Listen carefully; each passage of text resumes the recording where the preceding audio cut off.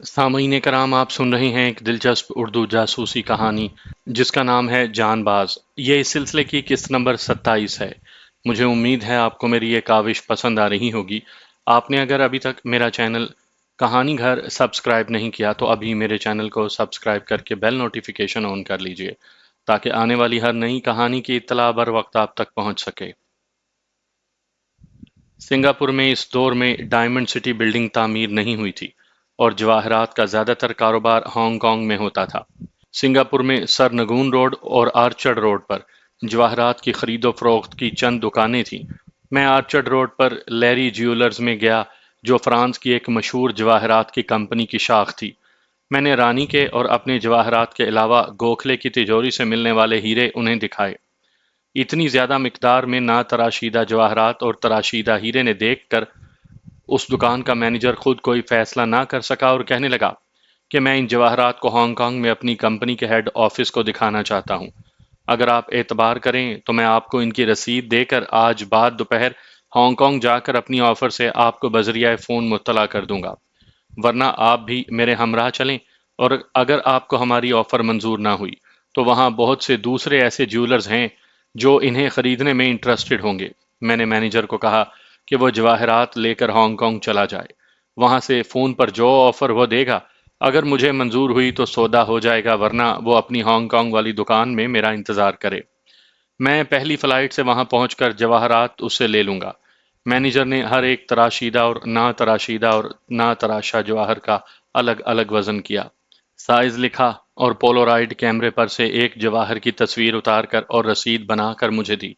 اگلے روز اس کا فون آیا اور اس نے رانی کے جواہرات کے 1 کروڑ 35 لاکھ، میرے حصے کے جواہرات کے 40 لاکھ اور دونوں ہیروں کے 55 لاکھ سنگاپور ڈالر قیمت لگائی۔ اس وقت پاکستانی روپیہ اور سنگاپور ڈالر تقریباً برابر مالیت کے تھے۔ میں نے رانی کو بتایا تو اس نے فوری منظور کر لیا۔ یہ آفر میری توقع سے بھی زیادہ تھی۔ مینیجر نے مجھے یہ بھی کہا تھا کہ ممکن ہے بیلجیم یا فرانس میں آپ کو اس سے زیادہ رقم کی آفر مل جائے، لیکن وہاں پر آپ کو ان جواہرات کے حصول اور خود مالک ہونے کے ثبوت بھی دینے پڑیں گے۔ میں نے مینیجر کو کہا تھا کہ 1 گھنٹے بعد وہ اپنی آفر پر نظر ثانی کر کے مجھے دوبارہ فون کرے، تب میں اسے بتا دوں گا کہ یہ سودا اس سے ہو سکتا ہے یا نہیں۔ 1 گھنٹے کے بعد اس نے فون کیا اور اپنی آفر میں 15% اضافہ کرتے ہوئے کہا، اب جیسے آپ کی مرضی۔ میں نے ہاں کر دی اور اس نے دوسرے روز سنگاپور میں مجھے تمام رقم کی ادائیگی کر دی۔ لیری جیولرز کی دکان پر میں پہلی بار صبح کے وقت گیا تھا۔ اسی روز پروگرام کے مطابق ہم سب ساتھیوں سمیت سینتوزا جزیرے پر گئے۔ یہ جزیرہ سنگاپوریوں کے لیے تفریح اور پکنک کا مقام ہے۔ سنگاپور سے 1.5 کلومیٹر کے فاصلے پر اس جزیرے پر کیبل کار اور سمندر میں فیری یعنی کشتی کے ذریعے جا سکتے ہیں۔ ہم کیبل کار سے گئے، لوہے کے مضبوط رسوں سے لٹکتے 20 کیبن جن میں ہر ایک پر 2-3 افراد بیٹھ سکتے ہیں۔ سمندر کے اوپر 100 فٹ سے بھی زیادہ بلندی پر مشینوں کے ذریعے دن بھر آر پار آتے جاتے ہیں۔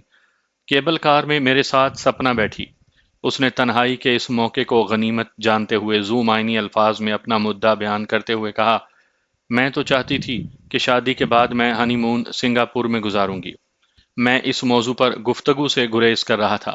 میری نظریں اپنے خوابوں میں بسے نسوانی عکس کی متلاشی تھی۔ ویسے بھی کسی حتمی فیصلے پر پہنچنے سے پہلے میں سپنا کے ماضی اور دار جلنگ میں اس سے والدین کی جائیداد جس کی وہ واحد وارث تھی بقول اس کے ٹیلی فون پر ملی ایک دھمکی سے خوفزدہ ہو کر دستبردار ہونے کی اصل وجہ جاننا چاہتا تھا۔ اگر وہ کوئی عام اور کمزور دل کی لڑکی ہوتی تو پھر اس کا یہ قدم کسی حد تک قابل قبول تھا، لیکن اس دلیری اور نڈر پن کو دیکھتے ہوئے میں اس بات پر یقین کرنے سے قطعی انکاری تھا کہ اس نے خوف زدہ ہو کر اپنی جائیداد سے دستبردار ہونے کا فیصلہ کیا۔ میں نے اسے کہا کہ میں کوئی بھی فیصلہ کرنے میں جلدی نہیں کرتا، لیکن جب کوئی فیصلہ کر لیتا ہوں تو اس سے کبھی واپس نہیں ہٹتا۔ میں بہت جلد تم سے چند باتیں پوچھوں گا اور اپنے متعلق بھی وہ باتیں بتاؤں گا جن کا ابھی تک تمہیں علم نہیں۔ اس میٹنگ میں ہم ایک حتمی فیصلہ کریں گے، اس لیے تم تھوڑا وقت اور انتظار کرو۔ سینتوزا جزیرے پر چھوٹی پٹڑی کی تفریحی ریل گاڑیاں سارے جزیرے کے گرد گھومتی ہیں۔ جزیرے کے وسط میں ریستوران، عجائب گھر اور کئی تفریحی گیمز تھیں۔ اب تو ان میں میوزیکل فاؤنٹین اور مومی عجائب گھر کا بھی اضافہ ہو چکا ہے۔ بہرحال شام ڈھلے ہم اس تفریحی جزیرے سے پوری طرح لطف اندوز ہو کر اپنے ہوٹل واپس پہنچے۔ دوسرے روز لیری جیولرز کے مینیجر نے امریکن ڈالرز میں مجھے جواہرات اور ہیروں کی قیمت ادا کی۔ میں نے رانی کے جواہرات کے ڈالر اسے دیے۔ مشن کے آغاز سے اور پاکستان سے روانہ ہونے کے بعد سے لے کر سنگاپور آنے تک میرا اور میرے ساتھیوں کا ایک لمحہ بھی ہتھیاروں کے بغیر نہیں گزرا تھا، لیکن سنگاپور میں ہم بغیر ہتھیاروں کے تھے۔ جزیرے سے واپسی پر راجا کے لڑکے کو قابو میں رکھنے کے لیے میں نے پیپلز پارک سے ایک ایسا نقلی پستول خریدا جو دیکھنے میں بالکل اصل لگتا ہے۔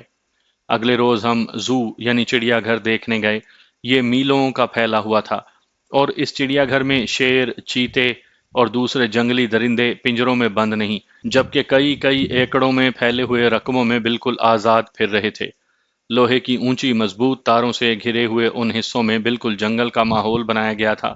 میں وہاں بھی پاکستان کے لاہور اور کراچی کے چڑیا گھروں میں پنجروں میں بند جنگلی درندوں کی حالت زار کا سوچتا رہا۔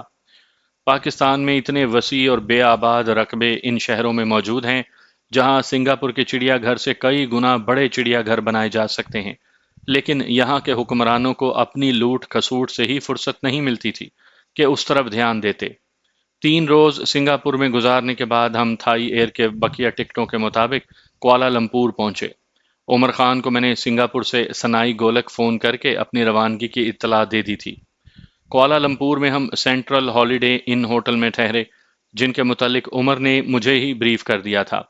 2 روز بعد رم خان ہوٹل میں مجھ سے ملا اور مجھے بتایا کہ پرسوں کے لفٹ ہنسا کے جہاز پر ہمارے لیے سیٹیں بک کروا دی گئی ہیں۔ خنسا کے مہیا کردہ میرے پاسپورٹ پر میرا نام جاوید اختر لکھا گیا تھا۔ اپنے ساتھیوں کے دلوں کا حال تو میں نہیں جانتا تھا، لیکن اپنے وطن پاکستان جانے کی مجھے ذرا برابر خوشی نہیں تھی، بلکہ میرے دل میں ان دیکھے اندیشوں اور وسوسوں نے مجھے بے حال کر دیا تھا۔ مجھے سب سے زیادہ خطرہ راجا تری دیو کی طرف سے تھا۔ دوسرے ممالک میں تو ہر قسم کے خطرات سے کھیلنے اور دشمنوں کو ہلاک کرنے میں ہم ہمیشہ کامیاب رہے تھے، لیکن اپنے وطن میں بغیر کوئی جرم کیے میں ذلت اور رسوائی سے بہت ڈرتا تھا۔ مجھے یہ لکھنے میں کوئی عار نہیں کہ واپسی کے سفر کے دوران میں خود کو انتہائی بزدل سمجھ رہا تھا، اور اس کی وجہ یہ تھی کہ اس دور میں عوامی حکومت کسی کی پگڑی اچھالنے اور اسے ذلیل و رسوا کرنے میں زوروں شوروں سے مصروف تھی۔ لاہور کے شاہی قلعے کے زمین دوز عقوبت خانے اور مظفر آباد آزاد کشمیر کے قریب دلائی کیمپ اس بات کے گواہ تھے کہ وہاں بے گناہوں پر نہ کردہ گناہوں کی پاداش میں کیسے کیسے اذیتناک اور انسانیت سے گرے ہوئے وہ مظالم ڈھائے جا رہے تھے کہ انسانیت کانپ کانپ اٹھتی تھی۔ اب میں پچھتا رہا تھا کہ اول تو میں نے راجا تری دیو کے احسان کا بدلہ اتارنے کے لیے اس مشن پر جانے کی حامی ہی کیوں بھری، اور دوسرے رانی اور سونیا کی ہمدردی میں راجا کے جواہرات بینکاک میں کیوں چھوڑ آیا۔ اگر اسے اپنے جواہرات مل جاتے تو وہ میرا مشکور ہوتا اور میری ہر ممکن مدد کرتا، لیکن بغیر جواہرات کے جانے سے اس کا چراغ پا ہونا لازمی تھا۔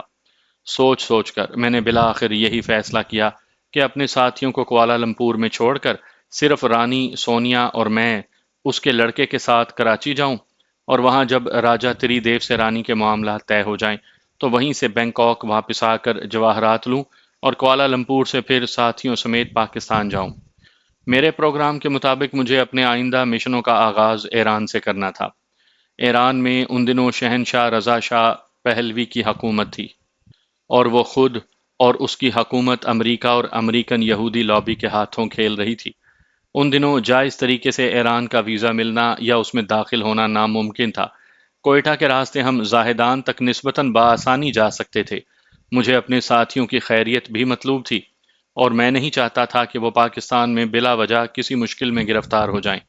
میں نے یہ تجویز ساتھیوں کے سامنے رکھی، وہ تو مان گئی، لیکن سپنا ضد کرنے لگی کہ وہ میرے ہمراہ پاکستان ضرور جائے گی، چاہے مجھے 2-3 روز میں ہی واپس لوٹنا پڑے۔ میں نے ہزار دقت سے اسے سمجھایا۔ شام کو ہم سب ہوٹل کی کافی شاپ میں چائے پی رہے تھے کہ میرے استفسار پر رانی نے بتایا کہ اس کا لڑکا اپنے کمرے میں شاید سو رہا ہے، کیونکہ کئی بار کھٹکھٹانے کے باوجود وہ نہیں جاگا۔ میں نے کافی شاپ کے ہاؤس فون پر اس کے کمرے کا نمبر ملایا تو گھنٹی بجتی رہی، لیکن کسی نے ریسیور نہیں اٹھایا۔ سمجھ میں نہیں آ رہا تھا کہ اس کے کمرے سے کوئی جواب کیوں نہیں آ رہا۔ میں نے ریسیپشن پر جا کر مینیجر سے کہا کہ اس کمرے کی چابی غلطی سے اندر رہ گئی ہے، لہٰذا ماسٹر چابی سے اسے کھلوا دیا جائے۔ मैनेजर ने होटल के 2 कारकुनों को मास्टर चाबी देकर मेरे हमरा भेजा। कमरा खुला तो मैंने कारकुनों को वापस भेज दिया। कमरा बिल्कुल खाली था और राजा के लड़के का कहीं नामो निशान नहीं था। मैंने बाथरूम देखकर मजीद तसल्ली की और दरवाज़ा बंद करके कॉफ़ी शॉप में बैठे साथियों को बताया कि लड़का गायब है। ये लड़का हमारे लिए मुसलसल मुसीबत बना हुआ था। मैंने रानी, सोनिया और लड़के के हमरा अगले रोज़ 11 बजे की फ़्लाइट से कराची जाना था और अब ये गायब था। इतने बड़े और अनजान शहर में उसकी तलाश भी नामुमकिन थी। मैं सर पकड़ कर रह गया। कुछ समझ में नहीं आता था कि क्या करूं। उमर ने हस्बे वादा कल की फ्लाइट से हमारा असला भी लिफ्ट हंसा के जहाज से कराची भिजवाना था। मैंने सबसे पहले तो उमर को सनाई गोलक फ़ोन किया। बदकिस्मती से वो घर पर और ना ही दफ्तर में मौजूद था। मैंने दोनों जगहों पर पैगाम छोड़ा कि उमर के पहुंचते ही उसे कहा जाए कि सेंट्रल हॉलिडे इन कुआलालंपुर में फ़ोन करे। मैं इतना बेचैन हो रहा था कि कॉफ़ी शॉप से उठकर अपने कमरे में चला आया। मैं आंखें बंद किए सोचों में गर्क अपने बेड पर दराज था कि मुझे अपने माथे को नाजुक उंगलियों से दबाने का एहसास हुआ। मुझे भी सुकून की ज़रूरत थी, लिहाजा मैं आंखें बंद किए पड़ा रहा। यकायक मुझे यूं महसूस हुआ जैसे लोहे की कीलें मेरे माथे में घुसी जा रही हैं। मैंने एकदम आंखें खोल दी। ये सपना थी। नामालूम किस वक्त वो मेरे कमरे में आई और मेरा माथा सहलाने लगी। मैंने उसके हाथ अपने माथे से हटाना चाहा तो मुझे ऐसे लगा जैसे मैं अपने माथे से मन भर वजन उठाने की लाहासिल कोशिश कर रहा हूँ। अपनी सारी जिस्मानी ताकत को इकट्ठा करके मैं बड़ी मुश्किल से अपने बेड से उठा और फूले हुए सांस लेता सामने पड़ी कुर्सी पर जा बैठा। मैं हैरान था कि सपना में यकायक इतनी ताकत कैसे आ गई। इस वक्त उसका चेहरा बिल्कुल स्पाट था और उसकी चमकती आंखें खून की तरह सुर्ख हो रही थीं। उसे मैंने ऐसी हालत में आज पहली बार देखा था। मैं हैरान और सरासीमा उसे देख ही रहा था कि वो भारी और सख्त लहजे में बोली, तुमने मुझे, मेरी माँ और मेरे महबूब को गोलियों से हलाक करके और हमारे जिस्मों को जलाकर ये समझ लिया था कि हमारी आत्माएं भी हमारे जिस्मों के साथ ही जल गई हैं, लेकिन आत्मा हमेशा जिंदा रहती है। अगर तुम समझते थे कि हमें मार कर तुम अपनी जिंदगी शांति से गुजार सकोगे, तो ये तुम्हारी भूल थी।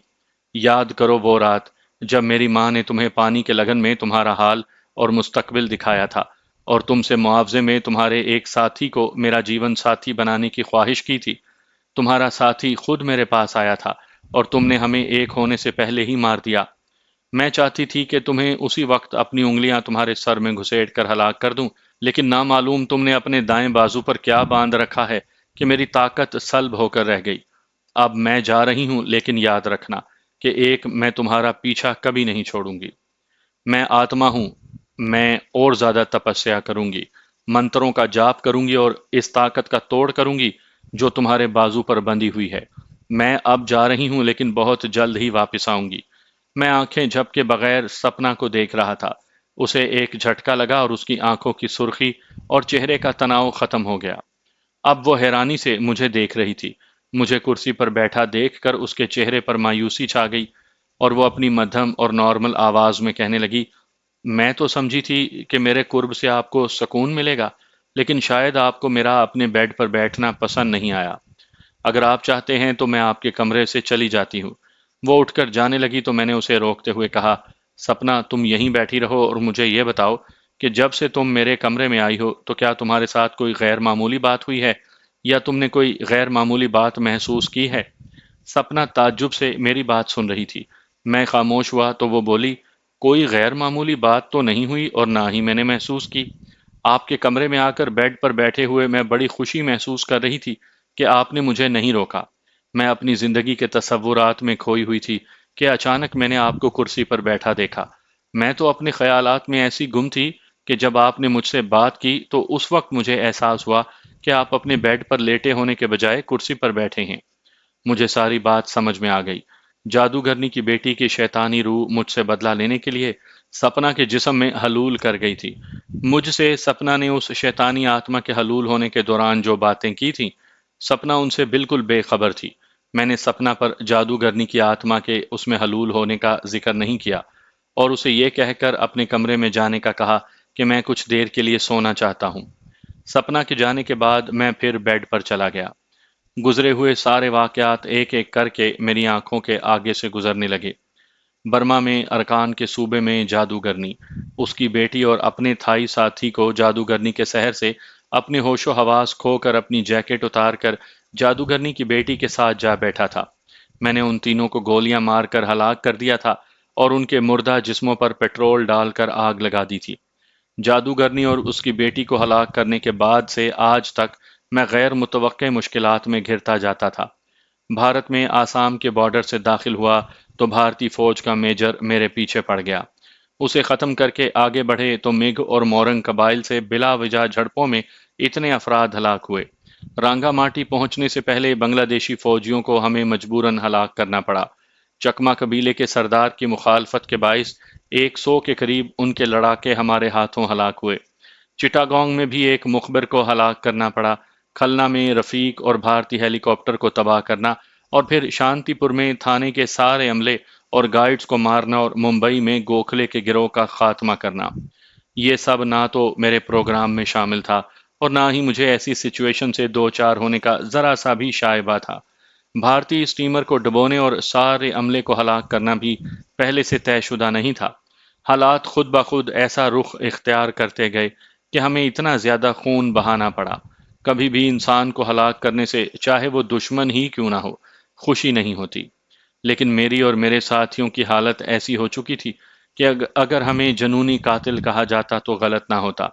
مجھے اب احساس ہو رہا تھا کہ اب بے حساب گولیوں کے تبادلے کے باوجود مجھے ذرا سی خراش تک نہ آئی تھی۔ مجھ پر تاک تاک کر گولیاں اور زہر میں بجھے ہوئے تیر برسائے گئے، لیکن میں ان سے بھی بچ نکلا۔ میرے بازو پر جو تعویذ بندھا تھا اس پر اللہ پاک کے اسماء جمالی اور ان 5 برگزیدہ ہستیوں کے نام تھے جو میرے عقیدے کے مطابق اللہ پاک کو سب سے زیادہ پیارے ہیں۔ یہ سب اللہ پاک کا کرم اور تعویذ کا اثر تھا کہ جادوگرنی کی روح بھی سوائے میرے لیے مشکلات پیدا کرنے کے مجھے کوئی نقصان نہ پہنچا سکی۔ اس شیطانی آتما نے ظاہر ہو کر مجھے چیلنج کیا تھا۔ اس بار تو وہ سپنا کے جسم میں داخل ہوئی تھی، اور اگر اس شیطانی آتما کو جلد از جلد ختم نہ کیا جاتا تو میرے اور میرے ساتھیوں کے لیے بہت خطرناک ثابت ہو سکتی تھی۔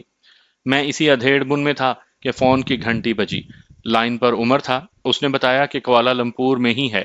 میں نے اسے کہا کہ میں اس سے فوری ملنا چاہتا ہوں، اور سب سے پہلے وہ اپنے آدمیوں سے کہے کہ ہمارے کل پاکستان روانگی ملتوی ہو گئی ہے، لہٰذا ہمارا اسلحہ ایئرپورٹ پر نہ پہنچائیں۔ عمر نے فون پر ہی ہمارا پاکستان جانے کا پروگرام ملتوی کرنے کی وجہ پوچھنی چاہی تو میں نے کہا، عمر بھائی، صرف باتیں کر کے وقت برباد کرنے کے بجائے اگر تم فوری میرے پاس آ جاؤ تو ممکن ہے کہ درپیش مشکل کا کوئی حل نکل آئے، ورنہ بہت دیر ہو جائے گی۔ آدھ گھنٹے میں عمر ہوٹل میں آ گیا۔ میں نے اسے راجے کے لڑکے کے غائب ہونے کا بتایا تو اس نے کہا، میں نے اپنے 3 محافظ تمہیں بتائے بغیر ہوٹل میں آپ لوگوں کی حفاظت کے لیے مقرر کر دیے تھے۔ میرے یہاں پہنچنے پر 2 محافظوں نے بتایا کہ میرے ہمراہیوں میں سے ایک نوجوان لڑکا ہوٹل سے باہر نکلا تو ایک محافظ نے یہ سمجھتے ہوئے کہ انجان شہر ہونے کے باعث وہ کہیں راستہ نہ بھول جائے، اس کے پیچھے چلا گیا۔ وہ یا تو لڑکے کے ہمراہ واپس آ جائے گا، ورنہ اکیلا آ کر یہ بتا دے گا کہ لڑکا کہاں پر ہے۔ اس لیے لڑکے کے لیے فکر ہونے کی ضرورت نہیں۔ میں نے اسے تفصیلاً جادوگرنی کا واقعہ بتا کر کہا کہ سپنا میں آج پہلی مرتبہ جادوگرنی کی بیٹی کی روح حلول کر گئی تھی۔ اس دوران سپنا نے جو باتیں کی اسے ان باتوں کا پہلے قطعی علم نہیں تھا۔ میں نے روح کے حلول کرنے کے دوران سپنا کی حالت، آواز اور اس کی انگلیوں کی طاقت اور اس کی وہ ساری باتیں عمر کو بتائیں اور کہا، اگر جادوگرنی نے مجھے ماضی، حال اور مستقبل کے عکس پانی کے لگن میں دکھائے نہ ہوتے، اور ماضی اور حال کے عکس بالکل درست نہ ہوتے، تو میں کبھی بھی سپنا کی اس کیفیت کو کسی غیر انسانی طاقت کی وجہ تسلیم نہ کرتا، لیکن آنکھوں دیکھے حالات کو جھٹلا بھی نہیں سکتا۔ عمر کچھ دیر تک سوچتا رہا اور پھر بولا، ہم کوشش کر کے دیکھ لیتے ہیں۔ میرے ایک قریبی عزیز کی بیوی کی بے راہ روی سے تنگ آ کر اس کے شوہر نے اسے گلا گھونٹ کر ہلاک کر دیا اور دوسری شادی کر لی تھی۔ اس کی سابقہ بیوی کی روح بھی اس کی دوسری بیوی میں حلول کر جاتی تھی، اور وہ عورت بالکل ٹھیک ٹھاک اور نارمل حالت سے یکا یک ایسی ہو جاتی جیسی تم نے سپنا کی بتائی ہے۔ گینٹنگ ہائٹس، جو کوالالمپور سے تقریباً 60 کلومیٹر کے فاصلے پر ایک 8000 فٹ اونچا پہاڑ ہے، اس پہاڑ کے راستے میں ایک غار میں ایک پوما یعنی جادوگر یا سفلی عمل کرنے والا رہتا ہے۔ اس کے عمل سے میرے عزیز کی سابقہ بیوی کی روح جو اس کی دوسری بیوی میں داخل ہو جاتی تھی، اسے بومے نے اپنے عمل سے اتنی اذیت دی کہ وہ دوبارہ واپس نہ آنے کی قسم اٹھا کر چلی گئی اور پھر کبھی واپس نہ آئی۔ وہ بوما کتنا بھی لالچ دو اپنی کٹیا اور غار سے باہر نہیں آتا۔ اس نے کٹیا کے گرد حصار بنا رکھا ہے۔ ہمیں سپنا کو لے کر اس کے پاس جانا ہوگا، لیکن سپنا کو یہ علم نہ ہونے دینا کہ ہم اسے کس مقصد کے لیے ساتھ لے جا رہے ہیں۔ وہ بوما اپنا عمل آدھی رات کے وقت کرتا ہے۔ عمر نے مجھے یہ بھی کہا کہ رات کو ٹھیک 10 بجے اس کی ایک گاڑی مجھے اور سپنا کو بوما کے پاس لے جائے گا، تب تک وہ بھی وہاں پہنچ جائے گا۔ عمر تقریباً 1 گھنٹہ میرے ہمراہ رہا۔ اس دوران راجے کا بیٹا واپس لوٹ آیا تھا۔ میں نے اس سے بغیر اجازت باہر جانے کی وجہ پوچھی تو اس نے بڑے اکھڑے انداز میں جواب دیتے ہوئے کہا، میں تمہارا قیدی نہیں ہوں۔ تم نے اب تک مجھ سے جو سلوک کیا ہے اس کا جواب تمہیں پاکستان جا کر دینا ہوگا۔ عمر کے ساتھ ہی میں ہوٹل سے باہر آیا تو محافظ نے بتایا کہ رانی کا لڑکا موٹر سائیکل رکشہ لے کر سیدھا پاکستانی سفارت خانے گیا اور تقریباً 2 گھنٹے اندر رہا۔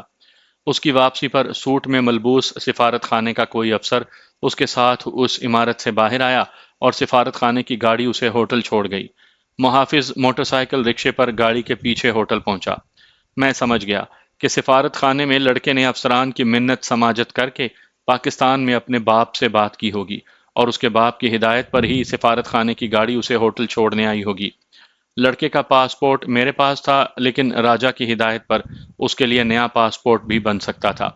عمر سے مشورہ کرنے کے بعد ہم محافظوں سمیت ہوٹل کے اندر چلے گئے۔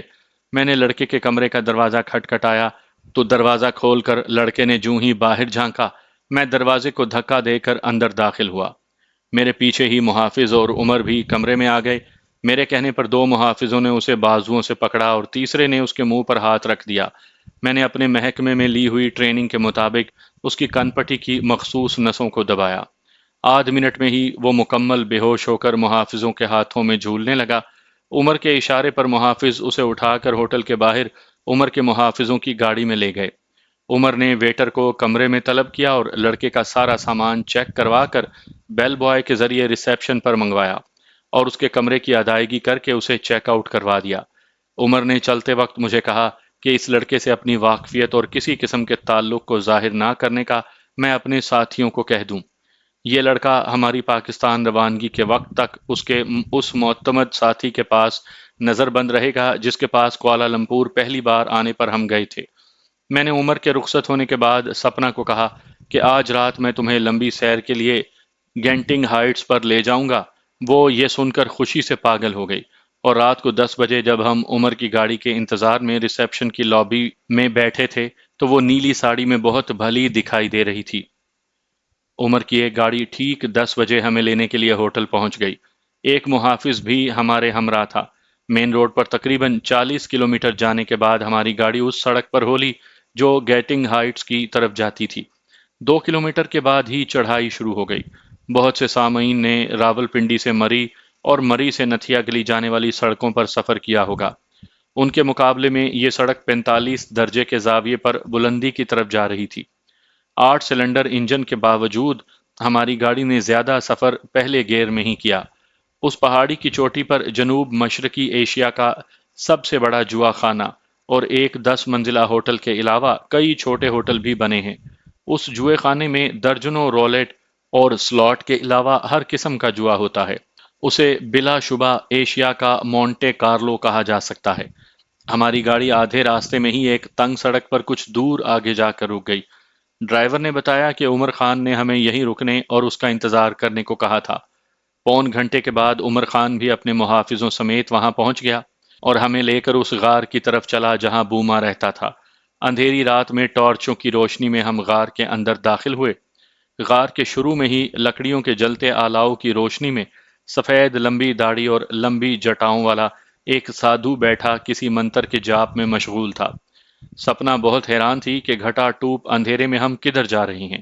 اس نے مجھ سے ایک بار پوچھا بھی۔ میں نے اسے کہا کہ مجھے خود بھی صحیح علم نہیں۔ غار میں سادھو کو دیکھ کر وہ اور بھی پریشان ہو گئی۔ عمر کے محافظ غار کے باہر ہی رک گئے تھے۔ عمر سادھو کے سامنے الاؤ کے نزدیک بیٹھ گیا اور اس کی تقلید کرتے ہوئے سپنا اور میں بھی اس کے ساتھ بیٹھ گئے۔ سادھو نے جاپ کا ایک دور ختم کر کے آنکھیں کھولیں عمر نے ملائیشین زبان میں ایک دو لفظ ہی بولے تھے کہ سادھو نے ہاتھ کے اشارے سے اسے چپ کروایا اور آگ میں کچھ ڈال کر، جس سے آگ تیزی سے بھڑکی، پھر جاپ شروع کر دیا۔ یکا یک سپنا کی حالت بگڑنے لگی اور اس پر وہی کیفیت طاری ہو گئی جیسی ہوٹل کے کمرے میں ہوئی تھی۔ سادھو نے آگ میں پھر کچھ ڈالا، سپنا تل ملا رہی تھی۔ میں اور عمر اس سے ذرا ہٹ کر بیٹھ گئے۔ یکا یک سپنا نے بھاری اور کرخت آواز میں ایک چیخ ماری اور کراہتے ہوئے اردو میں بولی، مجھے کیوں اذیت دے رہے ہو؟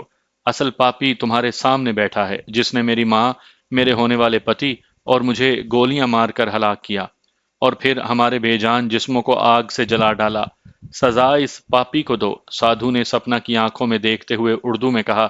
عمر نے بعد میں بتایا کہ سادھو کو ملائیشین زبان کے سوا کسی نے کبھی نہ کچھ پوچھا ہے اور نہ ہی سادھو نے پہلے کسی اور زبان میں بات کی تھی۔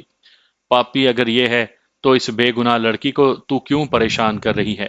جا اور اپنے دشمن سے بھیڑ جا، لیکن تجھ میں نہ تو اب اتنی طاقت ہے اور نہ کبھی ہوگی، کیونکہ جو تعویذ اس نے اپنے بازو سے باندھ رکھا ہے اس کے باعث کوئی جادوئی طاقت اسے زیر نہیں کر سکتی۔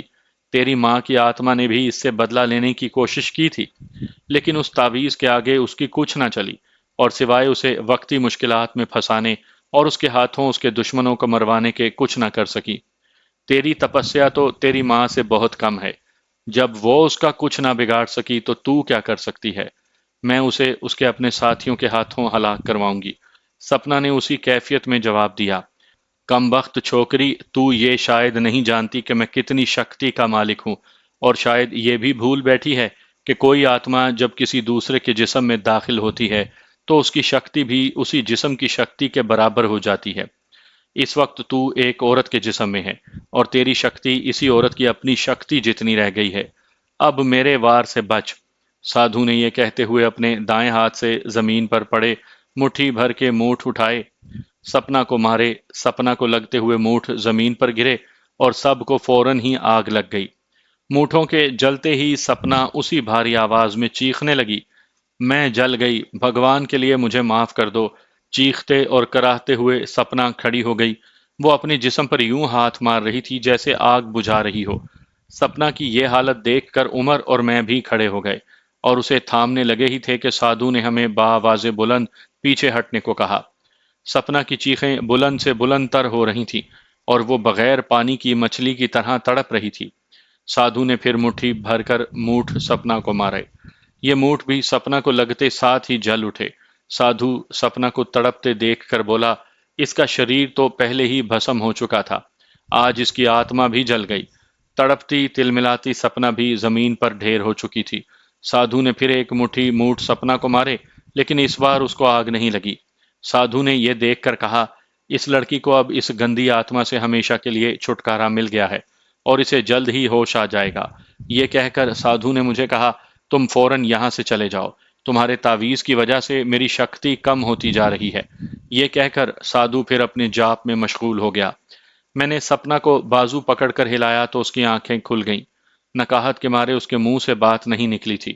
میں نے اور عمر نے اسے پکڑ کر کھڑا کیا اور بازوؤں کے سہارے اسے غار سے باہر لائے۔ سپنا ابھی تک کمزوری کے باعث نیم بے ہوش تھی۔ اسی حال میں ہم نے اسے گاڑی میں بٹھایا اور تیزی سے کوالالمپور کی طرف روانہ ہوئے۔ ہمارے آگے عمر کی گاڑی تھی۔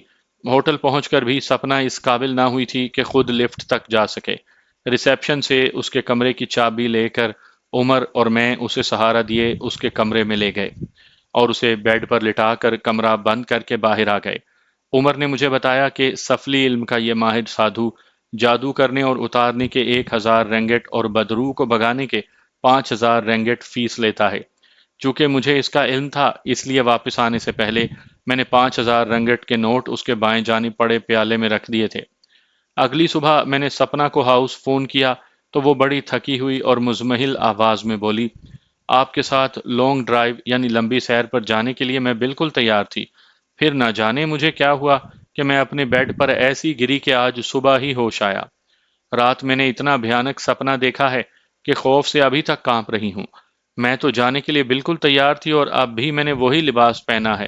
میں نے اسے تسلی دی اور کہا کہ اگر طبیعت ناساز ہو تو بھیانک سپنے آتے ہیں۔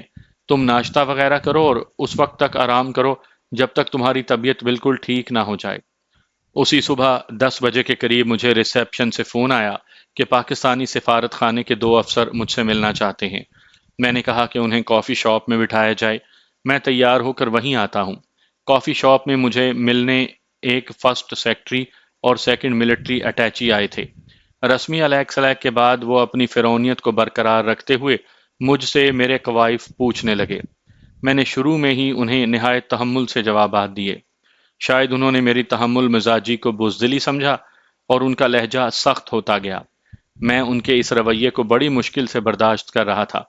जब उनके सवाल ज़ाती नौयत पर आ गए तो मेरी कुव्वत बर्दाश्त ने साथ छोड़ दिया। मैंने आखिरी कोशिश समझते हुए उन्हें कहा कि मेरे पास उनको बताने के लिए मजीद कोई बात नहीं, लिहाजा मैं इजाज़त चाहता हूँ।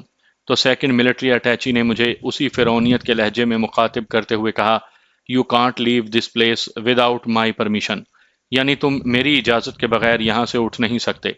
मेरा सब्र का पैमाना अब लबरेज हो चुका था। उमर के भेजे हुए गार्ड्स लॉबी में बैठे थे। मैंने बैक वक्त सेकंड मिलिट्री अटैची को एक जोरदार थप्पड़ रसीद किया और गार्ड्स को बुलाया।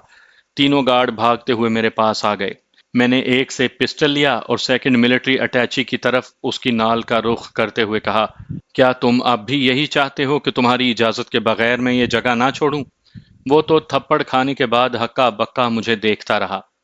फर्स्ट सेक्रेटरी चूंकि सियासी आदमी था, लिहाजा उसने पैंतरा बदलते हुए कहा, मेरे ख्याल में कुछ गलत फहमी हो गई है मेजर, तुम्हें इतने सख्त लहजे में इनको ऐसी बात नहीं कहनी चाहिए थी। हमने दरअसल राजा त्रिदेव के लड़के के सिफारत खाने आने और ये यकीन दिलाने पर कि वो वफाकी वजीर का लड़का है, उसकी बात राजा साहब से करवाई। राजा साहब ने उसी कॉल के दौरान मुझे कहा कि उसकी बीवी और लड़का कुआलालंपुर में हैं और उसी के लड़के ने उससे बात की है, लिहाजा हम होटल जाकर पता करें कि आप लोग पाकिस्तान कब जा रहे हैं। हमारे यहाँ आने की यही वजह थी और दौरान गुफ्तगू तलखी पैदा होने की कोई दूसरी वजह नहीं थी। सेक्रेटरी खामोश हुआ तो मैंने कहा, तलखी आपके अंदाजे गुफ्तगू से पैदा हुई है। आप ब्यूरोक्रेट्स और सिविल सर्वेंट्स खुद को बजाय अवाम के मुलाजिम समझने के सबको जानवर समझते हुए एक ही लाठी से हाँकते हैं। मैं राजा से आपके सामने अभी बात करता हूँ और आपकी इस गलत फहमी को दूर करवाता हूँ कि राजा या आप लोग मुझे कतन डिक्टेट नहीं कर सकते। मैंने कॉफ़ी टेबल से ही एक टिश्यू पेपर पर राजे का टेलीफोन नंबर लिखा और रिसेप्शन को हिदायत दी कि लाइटनिंग कॉल, बहुत जल्द मिलने वाली कॉल मिलवाएं।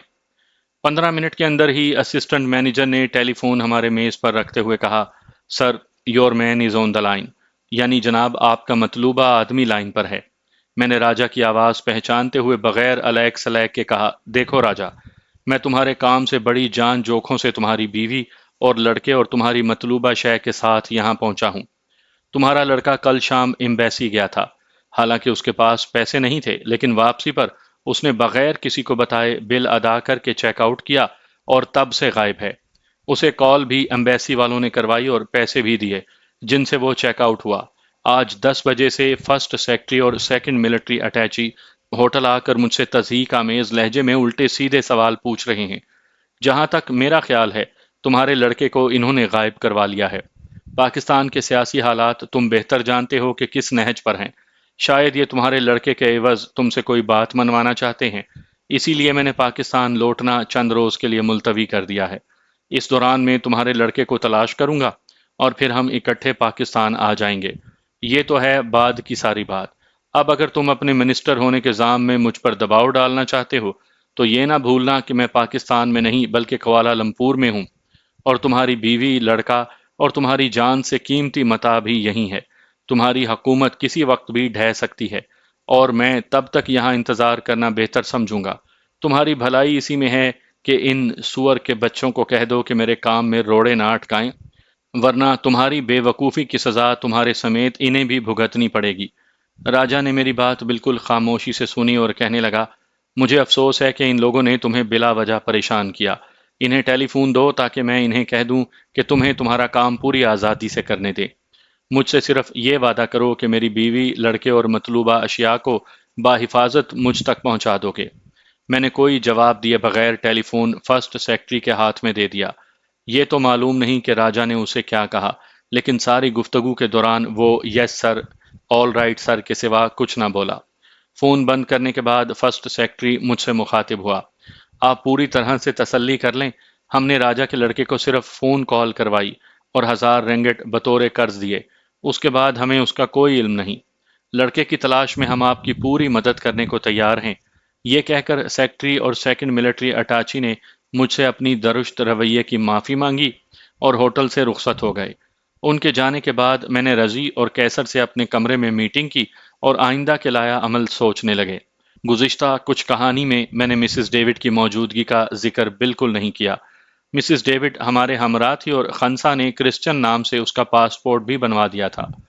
ہم نے ابھی تک صرف ایک ساتھ مل کر پہلے تو پاکستان کے دشمنوں اور غداروں اور پھر اسلامی ممالک میں یہود و نصارہ کی سازشوں کو بے نقاب کرنے اور ان ممالک کی حکومتوں کے ذریعے ان کو کچلنے کا پروگرام بنایا تھا۔ ابھی تک مجھ سے صرف چند ہم خیال ساتھیوں نے اس عظیم مقصد کے لیے شمولیت کا وعدہ کیا تھا۔ ابھی صرف مقصد ہی پیش نظر تھا، لیکن اس کے آغاز کرنے کی جگہ اور وقت نہیں طے ہوا تھا۔ جیسا کہ میں پہلے عرض کر چکا ہوں کہ کیسر میرے کہنے پر آگ میں بھی بلا سوچے سمجھے کود پڑتا، لیکن کسی مشن کو ترتیب دینے اور اس کی قیادت کرنے کا اس میں فقدان تھا۔ رضی سے ایسی توقع رکھنے ہی حماقت تھی۔ چنانچہ اس میٹنگ میں جو بھی فیصلے ہوئے وہ میرے تھے۔ کیسر اور رضی نے بغیر کسی بحث یا اختلاف کے انہیں فوراً مان لیا۔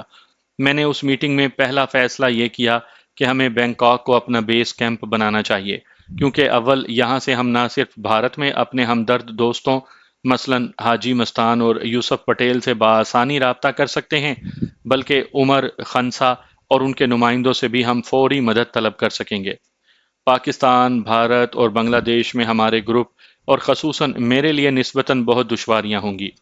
بھارت میں کیسر اور اس کے ساتھی اور میں بھارتی حکومت کو مطلوب تھے، اور بنگلہ دیش میں بھی ہماری یہی پوزیشن تھی۔ کرنل مزمل کو ملازمت کے دوران ہی شک و شبے سے دیکھا جاتا تھا۔ ملازمت چھوڑنے کے بعد تو بھارت کی سرپرستی میں بننے والی حکومت اس کی نقل و حرکت پر خصوصی نگاہ رکھتی، اور اسی صورتحال کا اس کے ہم خیال بنگلہ دیشی ساتھیوں کو بھی سامنا کرنا پڑتا۔ پاکستان میں ان دنوں سیاسی صورتحال ابتر تھی۔ بھٹو کی حکومت کی مخالفت میں مخالف جماعتوں کا 9 ستاروں کا اتحاد بن چکا تھا، اور بھٹو اپنی حکومت بچانے کے لیے اپنے مخالفین کو کچلنے کے لیے ساری حکومتی مشینری استعمال کر رہا تھا۔ خود اس کی حکومت میں بھی عیاش، غدار اور وطن فروشوں کی کمی نہیں تھی۔ حکومت کی مخالف سیاسی پارٹیوں کا اتحاد بھی پاکستان کی خیر خواہی یا سلامتی کے لیے نہیں، بلکہ لوٹ کھسوٹ میں اپنا حصہ لینے کے لیے بالکل ان مردار خور گدھوں کی طرح تھا جو کسی نیم جان جسم کے گرد حلقہ باندھے اس انتظار میں ہوتے ہیں کہ کب اس کی جان نکلے اور وہ اس کا گوشت نوچنا شروع کر دیں۔ پاکستان کی خفیہ ایجنسیاں دم سادھے خاموش بیٹھی تھیں، کیونکہ بھٹو حکومت نے افواج پاکستان کی تذلیل کر کے ان کے پر نوچ لیے تھے۔ پاکستان کی سلامتی اور بقا کے حاجی شہری کانوں میں انگلیاں ٹھوسے اور آنکھیں بند کیے گھروں میں چھپے بیٹھے تھے۔ بھٹو کی تشکیل کردہ FSF یعنی فیڈرل سیکیورٹی فورس، جسے میں اور میرے ہم خیال لاکھوں Pakistani organised gang of armed gangsters یعنی مسلح غنڈوں کا تربیت یافتہ گروہ کہتے تھے، ان کے ہاتھوں کسی بھی پاکستانی کی عزت محفوظ نہیں تھی۔ اس دور اور اس سے پہلے اور بعد کے ادوار کے متعلق انشاءاللہ جان باز کے باب دوم میں وہ تلخ حقائق آپ کو سناؤں گا جنہیں دانستہ پاکستانی عوام سے اب تک چھپایا گیا ہے۔ غازی اور جان باز لکھنے اور سامعین تک انہیں پہنچانے کے سلسلے میں ملکی اور غیر ملکی دشمنوں نے مجھ پر 2 بار کراچی میں قاتلانہ حملہ کیا، لیکن اللہ پاک کی مدد اور لاکھوں سامعین کی دعاؤں سے میں دونوں حملوں میں بال بال بچ گیا۔ اب ایک شخص نے اخبار کے منتظمین اعلیٰ کو کہا ہے کہ جاں باز کو صرف داستان کی حد تک ہی محدود رکھا جائے، کیونکہ بقول اس کے بعض لوگوں کو اس داستان میں کبھی کبھی جو ملکی حالات پر تبصرہ اور ملکی وسائل کو دونوں ہاتھوں سے لوٹنے والوں کے متعلق اظہار خیال کرتا ہوں، وہ پسند نہیں۔ ادھر میری فطرت یا سوچ ایسی ہے کہ میں جب تک اپنی داستان میں ان کے کالے کرتوتوں کو منظر عام پر نہ لاؤں، نہ تو میری تسلی ہوتی ہے اور نہ ہی میں سمجھتا ہوں کہ بحیثیت ایک غیر پیشہ ور رائٹر کے میں نے اپنا فرض پورا کیا ہے۔ میں اچھے کو اچھا اور برے کو برا لکھوں گا۔ میں نے بینکاک کو بیس کیمپ بنانے کا فیصلہ بہت سوچ سمجھ کر لیا، کیونکہ یہاں میں اور میرے ساتھی بالکل محفوظ اور تھائی حکومت کو مطلوب نہیں تھے۔ میرا دوسرا فیصلہ یہ تھا کہ میرے ہمراہ رانی، اس کا بیٹا، سونیا، مسز ڈیوڈ، رضی اور اس کی بیوی سپنا اور کیسر جائیں گے، اور عمر کے نمائندے کو بجائے ہمارا تمام اسلحہ پاکستان بھیجنے کے صرف 4 ریوالور، 1 پسٹل اور ان کی وافر مقدار میں گولیاں بھیجنے کا کہا جائے۔ کیونکہ ہمیں پاکستان میں زیادہ قیام نہیں کرنا تھا، میرا تیسرا فیصلہ یہ تھا کہ راجہ کے موروثی جواہرات بھی بینکاک کے لاکر سے نکلوا کر ہم اپنے ہمراہ لے جائیں۔ راجہ شکل سے صرف مجھے پہچانتا تھا، اس لیے کراچی ایئرپورٹ پر راجہ کی جانب سے اگر کچھ گڑبڑ ہوئی تو صرف میرے ساتھ ہوگی۔ اس لیے جواہرات کیسر اپنے جسم کے ساتھ باندھ کر جائے۔ راجے کے پاس کیسر کی شناخت کا کوئی ذریعہ نہیں تھا، اس لیے وہ عام مسافروں کی طرح کراچی ایئرپورٹ سے بخیریت نکل جائے گا۔ چوتھا فیصلہ یہ تھا کہ میں، کیسر اور رضی اور سپنا اپنا بیشتر روپیہ بینکاک کے کسی بینک میں جمع کروا دیں اور بہت کم روپیہ اپنے ہمراہ لے جائیں۔ اس فیصلے میں صرف یہ ترمیم کی گئی کہ میرے سوا باقی سارے ساتھی فی الحال کوالالمپور میں کسی بینک میں اکاؤنٹ کھول کر اپنا روپیہ جمع کروا دیں۔ میں نے رانی کو اپنا پروگرام بتایا تو اس نے بھی کہا کہ وہ بھی اپنا اکاؤنٹ کوالالمپور میں ہی کھول کر اپنا روپیہ یہیں جمع کروائے گی اور اپنے ہمراہ صرف 5 لاکھ پاکستانی روپے کے سارے ڈالر لے جائے گی۔ سپنا نے بھی یہی فیصلہ کیا کہ اپنے ہمراہ بہت کم روپیہ پاکستان لے جائے گی۔ میں نے سبھی کو 1 گھنٹے میں تیار ہونے کا کہا اور کوالالمپور کے گرینڈلے بینک میں سب نے اپنے اپنے اکاؤنٹ کھول لیے۔ رانی اپنے بیٹے کی گمشدگی سے پریشان تھی۔ میں نے اسے تسلی دی اور کہا کہ اس کا بیٹا بالکل محفوظ اور خیریت سے ہے، اور حفاظتی نقطہ نظر سے میں نے اپنے ایک دوست کے پاس اسے بھجوا دیا ہے اور وہ ہمارے ساتھ ہی پاکستان جائے گا۔ اس شام میں بینکاک پرواز کر گیا اور اگلی صبح بینک سے جواہرات نکلوا کر اور اپنا روپیہ اور عمر کے دیے ہوئے ٹریولز چیک لاکر میں رکھ کر بعد دوپہر کی فلائٹ سے کوالالمپور لوٹ آیا۔ اب ہم پاکستان روانگی کے لیے بالکل تیار تھے۔ رات کو کوالالمپور واپس پہنچ کر میں نے پاکستان روانگی کو آخری ٹچ دیے اور عمر کے نمائندے کو کہا کہ ہم انشاءاللہ پرسوں کی فلائٹ سے پاکستان جانے کو بالکل تیار ہیں، اور صرف 4 ریوالور اور 1 پسٹل اور کافی تعداد میں ان کی گولیاں ہمارے ساتھ بھیجنے کا انتظار کیا جائے۔ پرسوں بھی آ ہی گئی اور 2 بجے کی لفٹ ہینسا کی فلائٹ پر ہم کراچی جانے کے لیے ایئرپورٹ پر پہنچے۔ راجے کے لڑکے کو بھی ایئرپورٹ پر ہی لایا گیا۔ دوران پرواز کوئی غلط حرکت کرنے سے روکنے کے لیے اسے مسکن دوا ویلیم کی اتنی مقدار کھلا دی گئی تھی کہ وہ تقریباً نیم بے ہوش تھا۔ 7.5 گھنٹے کی مسلسل پرواز کے بعد ہمارا جہاز کراچی ایئرپورٹ پر اترا۔ پلان کے مطابق پہلے خواتین، پھر میں اور کیسر اور راجے کے لڑکے کو تھامے امیگریشن سے، کسٹم سے فارغ ہو کر ایئرپورٹ سے باہر آئے۔ جہاز کا کپتان اور دوسرا عملہ اس دور میں بغیر کسی چیکنگ کے ایئرپورٹ سے باہر آتے تھے۔ ہم ابھی ایئرپورٹ روڈ، اس سڑک کو شاہراہ فیصل کا نام بعد میں دیا گیا تھا، ایئرپورٹ روڈ پر ٹیکسیوں میں پہنچے تو لیفٹ ہنسا والوں کی گاڑی میں کپتان ہمارا منتظر تھا۔ اس نے ہمارے اسلحے کا بیگ میرے حوالے کیا اور میرے سب ساتھی میٹروپول ہوٹل میں چیک ان ہوئے، جبکہ رانی، اس کا لڑکا اور میں نے پیلس ہوٹل، جہاں آج کل شیرٹن ہوٹل ہے، پیرس ہوٹل میں کمرے لیے۔ ہم رات کو تقریباً 10 بجے کراچی ایئرپورٹ پر اترے اور رات 12 بجے ہوٹلوں میں پہنچے۔ میں نے پیلس ہوٹل سے اس وقت راجہ تری دیو کو اس کے گھر پر فون کیا۔ وہ نشے میں دھت تھا اور فون پر دوسری آوازوں سے محسوس ہوا کہ تتلیوں کے جھرمٹ میں بیٹھا ہے۔ میں نے اسے بتایا کہ میں اس کی بیوی اور بیٹے کے ہمراہ کراچی پہنچ چکا ہوں۔ راجے نے نشے میں ڈوبی آواز میں میری بات کاٹتے ہوئے انگریزی میں بولا، مجھے صرف یہ بتاؤ کہ میری متاع عزیز بھی ساتھ لائے ہو یا نہیں۔ میں نے اسے کہا کہ اس وقت تمہاری حالت ایسی نہیں اور نہ ہی تم اکیلے ہو کہ تمام باتیں تمہیں بتائی جائیں۔ میں کل 10 بجے صبح تمہیں پھر فون کروں گا۔ اب صرف اتنا جان لو کہ تمہیں کراچی آنا پڑے گا اور رانی سے تمہارے معاملات طے ہوتے ہی تمہیں جواہرات مل جائیں گے۔ راجے نے کہا کہ میں کل بعد دوپہر کراچی پہنچ کر قصر ناز میں ٹھہروں گا، تو مجھے وہاں 5 بجے شام ملنا۔ اگلے روز میں نے رانی کے کمرے میں جا کر اسے گزشتہ رات ٹیلی فون پر راجے سے ہونے والی گفتگو کے متعلق بتایا اور کہا کہ میں سونیا کو آج بعد دوپہر رضی کی بیوی اور مسز ڈیوڈ کے پاس چھوڑ آؤں گا۔ راجہ سے شام کو تم اور تمہارا لڑکا ملیں گے۔ اس سے 2 ٹوک الفاظ میں کہہ دینا کہ تم کراچی میں رہنا چاہتی ہو اور تم جواہرات اسے صرف اسی صورت میں دو گی اگر اس نے تمہاری بات مان لی۔ مجھے یقین ہے کہ راجہ تمہاری شرط فوراً مان جائے گا۔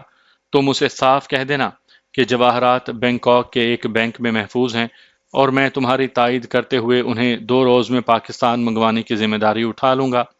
راجہ ملکی سیاسی حالات کے باعث کراچی میں زیادہ دن ٹھہر نہیں سکتا۔ وہ تمہاری شرط مان کر اسلام آباد واپس چلا جائے گا اور میں 2 دنوں میں تمہاری رہائش کے لیے مناسب گھر لے کر تمہیں، سونیا، رضی کی بیوی سپنا اور مسز ڈیوڈ کو وہاں شفٹ کروں گا۔ راجے کو 2 روز بعد دوبارہ فون کر کے میں اسے جواہرات لانے کا بتا کر کراچی بلاؤں گا اور تمہاری موجودگی میں جواہرات میں اسے دوں گا۔ تم اپنے اخراجات لے لینا جو بعد میں تمہارے کام آئیں گے۔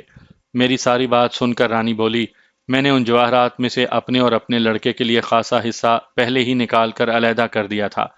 میں اپنے شوہر کو بہت اچھی طرح سے جانتی ہوں۔ اگر اس نے میری بات ماننے سے انکار کیا تو میں اسے اخبارات کے ذریعے اریاں کرنے کی دھمکی دوں گی۔ مجھے یقین ہے کہ پریس کا نام سنتے ہی وہ گھبرا جائے گا۔ علاوہ ازیں اس کے پاس کیا ثبوت ہے کہ یہ جواہرات اس کے ہیں؟ اگر اس نے کوئی حیل و حجت کی تو میں اسے عدالت میں جانے کی دھمکی بھی دوں گی اور جواہرات کے وجود کی قطعی منکر ہو جاؤں گی۔ رانی کی بات سن کر میں سوچ میں پڑ گیا۔ راجہ نہ صرف میرا دوست تھا بلکہ محسن بھی تھا۔ اس کے احسان کا بدلہ اتارنے کے لیے میں نے اس مشن پر جانے کی حامی بھری تھی۔ اصولی طور پر ان جواہرات کا مالک راجہ تھا اور اس نے مجھ پر بھروسہ کرتے ہوئے یہ بیش قیمت جواہرات لانے کی ذمہ داری مجھے سونپی تھی۔ میں نے اپنے دل میں فیصلہ کر لیا کہ رانی نے جو جواہرات چھپا رکھے ہیں انہیں رانی سے لے کر سارے جواہرات راجہ کے حوالے کروں گا اور پھر اسے کہوں گا کہ اپنے لڑکے یا کم از کم صرف رانی کے باعزت طور پر رہنے کے لیے کچھ جواہرات اسے دے۔ وہ میری بات مانے یا نہ مانے آگے اس کی مرضی، لیکن میں امانت میں خیانت نہ ہونے دوں گا۔ سونیا کی صورت میں رانی پہلے ہی راجہ کی عزت مٹی میں ملا چکی تھی۔ میرے ہوتے ہوئے اور میرے علم میں لا کر میں رانی کو یہ خیانت ہرگز کرنے نہیں دوں گا۔